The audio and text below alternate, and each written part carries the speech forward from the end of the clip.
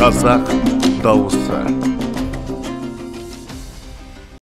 Қамшы порталы ұйымдастырған арнайы қазақ дауысы жобасының шешуші кезеңіне менің орындайтын әнім Қисақ Көпжанұлының әні Сағындым жайық. Егер әнім ұнап жатса, дауыс беріп видео астына пікір қалдыруларыңызды сұраймын. Қабыл алыңыздар.